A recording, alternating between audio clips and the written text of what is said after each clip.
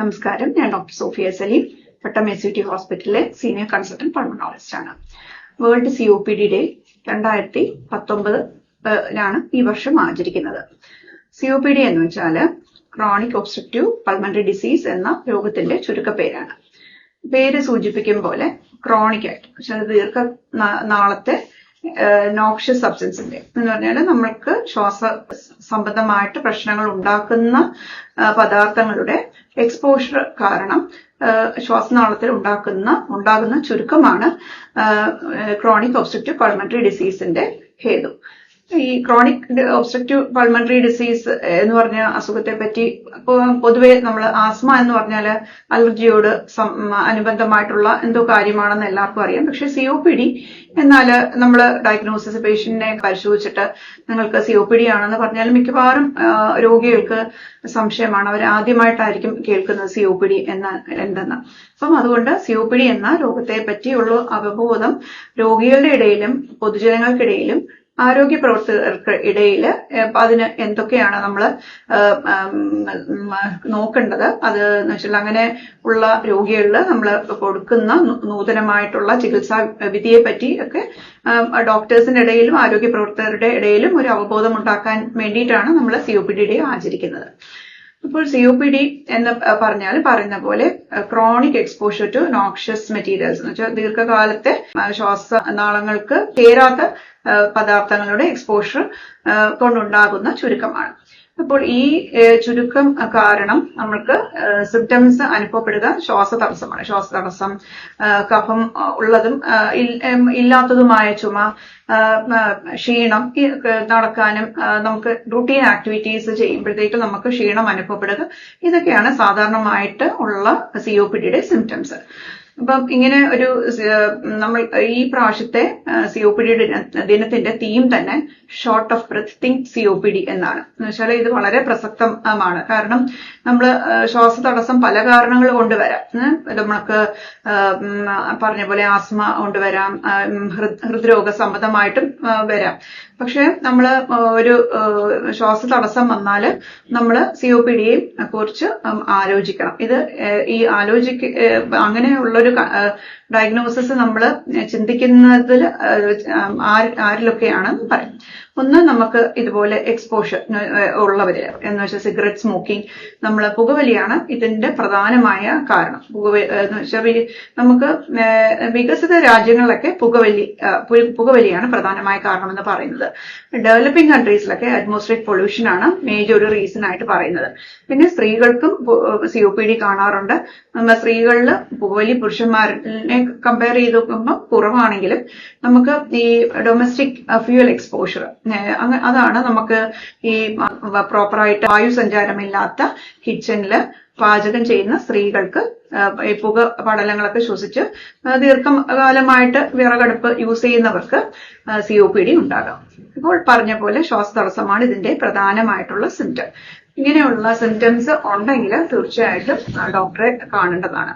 നമ്മൾ സ്പൈറോമെട്രി എന്നുള്ള പരിശോധന, പൾമണറി ഫംഗ്ഷൻ ടെസ്റ്റ്, ഇതാണ് നമുക്ക് അതിന്റെ ഡയഗ്നോസ്റ്റിക് ടെസ്റ്റ്.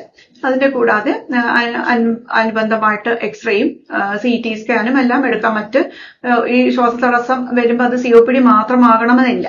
മറ്റ് അസുഖങ്ങളെ ഒക്കെ നമ്മൾ അല്ല എന്ന് സ്ഥിരീകരിക്കാനായിട്ടാണ് ബാക്കി മറ്റ് പല ടെസ്റ്റുകളും ചെയ്യുന്നത്. അപ്പോൾ തീർച്ചയായിട്ടും ഒരു സ്പൈറോമെട്രി, പിന്നെ എക്സ്റേ, ഇതൊക്കെയാണ് നമുക്ക് സാധാരണയായിട്ട് നമ്മൾ ഡയഗ്നോസിസിന് ഉപയോഗിക്കുന്ന ടെസ്റ്റുകൾ.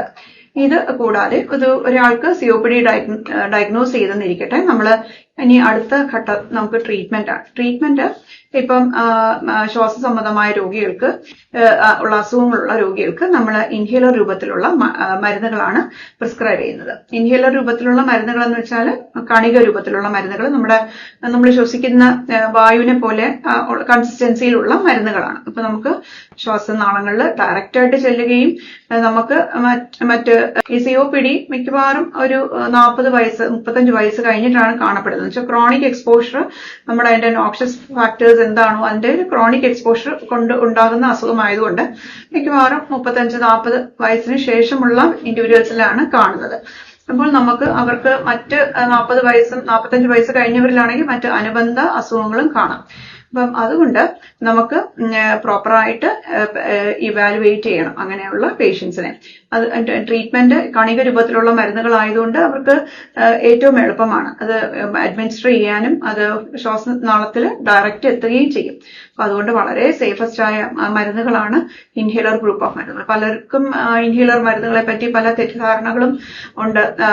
പക്ഷെ ഇതെല്ലാം അസ്ഥാനത്താണ്. തീർച്ചയായിട്ടും വളരെ നമ്മൾ യൂസ്ഫുൾ ആയിട്ടുള്ള ഗ്രൂപ്പ് ഓഫ് ഡ്രഗ്സ് ആണ് പിന്നെ ഈ ഇൻഹേലർ മരുന്നുകൾ. പിന്നെ ഈ ഇൻഹേലർ രൂപത്തിൽ കൊടുക്കുന്നത് ബ്രോങ്കോ ഡയലേറ്റസ് ആണ്. ശ്വാസനാളം വികസിക്കേണ്ട മരുന്നുകളും അതിന്റെ കൂട്ടത്തിൽ നമ്മൾ ഇൻഹേൽ കോർട്ടിക്കോസ്റ്റെറോയിഡ്സ്, അത് വേണ്ട അവസരങ്ങളിലൊക്കെ നമ്മൾ ഇൻഹേലർ കോർട്ടിക്കോസ്റ്റെറോയിഡ്സ് അടങ്ങിയ മരുന്നുകളും കൊടുക്കാറുണ്ട് ഒരു വളരെ ചെറിയ ഫ്രാക്ഷൻ ഓഫ് പേഷ്യൻസിൽ. പിന്നെ നമ്മൾ തീരെ ഇൻഹേലേഴ്സ് ഒന്നും ഉപയോഗിക്കാൻ പറ്റാത്ത രോഗികൾക്ക് നമ്മൾ നെബുലൈസേഷൻസ് പ്രിസ്ക്രൈബ് ചെയ്യാറുണ്ട്. പിന്നെ ഒരു ശ്വാസതടസ്സം ക്രമാതീതമായിട്ട് വന്ന ഓക്സിജന്റെ അളവ് കുറയുന്ന രോഗികൾക്ക് ഓക്സിജനും, പിന്നെ നമുക്ക് ഏറ്റവും ഇമ്പോർട്ടന്റ് ആണ് പൾമണറി റീഹാബിലിറ്റേഷൻ എന്ന് പറഞ്ഞാൽ നമുക്ക് ഈ COPD വന്ന പേഷ്യൻസിന് മിക്കവാറും അവർക്ക് വ്യായാമവും ഒക്കെ കുറവായിരിക്കും. അവർക്ക് കുറച്ച് നടന്നാൽ ശ്വാസതടസ്സം ഉണ്ടാകും. അപ്പൊ അതുകൊണ്ട് പ്രോപ്പറായിട്ട് വ്യായാമ മുറകൾ അവരെ പരിശീലിപ്പിക്കുന്നതാണ് ഫിസിക്കൽ റീഹാബിലിറ്റേഷൻ. അപ്പം ഫിസിക്കൽ റീഹാബിലിറ്റേഷൻ വളരെ ഒരു ഇമ്പോർട്ടന്റ് ആയിട്ടൊരു സാധനമുണ്ട് COPD ട്രീറ്റ്മെന്റിൽ. പിന്നെ എല്ലാ ശ്വാസകോശ രോഗങ്ങളെയും പോലെ ഇതിനും ഏറ്റവും ഫലപ്രദമാകുക നമുക്ക് വാക്സിനേഷൻസ് ആണ്. നമ്മൾ ഫ്ലൂ വാക്സിനേഷനും ന്യൂമോണിയ വാക്സിനേഷനും കൊടുക്കുക വഴി നമുക്ക് ഇൻഫെക്ഷൻ കാരണം നമുക്ക് അസുഖം മൂർച്ഛിക്കുന്നത് ഒരു പരിധിവരെ തടയാൻ പറ്റും. അപ്പോൾ നമുക്ക് ഈ COPD ദിനത്തിൽ എല്ലാവർക്കും കൈകോർക്കാം. ഞാൻ പറഞ്ഞതുപോലെ നമുക്ക് ഡെവലപ്പിംഗ് കൺട്രീസിൽ പൊല്യൂഷൻ ഒരു one of the main reasons ആണ് ഫോർ COPD. നമുക്ക് പൊല്യൂഷൻ നമുക്ക് ഒരു വ്യക്തി വിചാരിച്ചാലൊന്നും ഒരു മാറ്റം വരുത്തുന്ന ഒരു കാര്യമല്ല. പിന്നെ നമുക്ക് ഒരു കൂട്ടായ്മയോടെ ഗവൺമെന്റിന്റെ പോളിസി മേക്കേഴ്സിന്റെയും ഒക്കെ ഒരു ആക്ഷൻ ഇതിൽ ആവശ്യമാണ്. പിന്നെ പൊല്യൂഷൻ കുറയ്ക്കുക.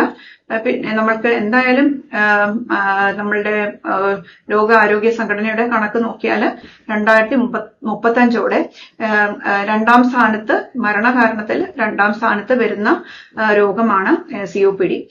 ഇത് വരാൻ കാരണം നമ്മൾ പിന്നെ പ്രായമായവരുടെ നമ്പേഴ്സ് കൂടി വരുന്ന ഇപ്പോഴത്തെ നമ്മളെ ഡെമോഗ്രാഫിക് നോക്കിയാൽ സ്റ്റാറ്റസ് എടുത്ത് നോക്കിയാൽ പ്രായമായവരുടെ നമ്പേഴ്സ് കൂടി വരുന്നു. അതുകൊണ്ട് തന്നെ നമ്മൾക്ക് COPD രോഗികളുടെ നമ്പറും കൂടി വരും.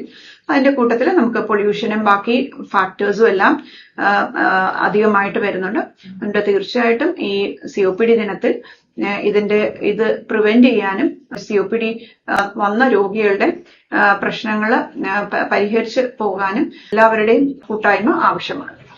നമസ്കാരം.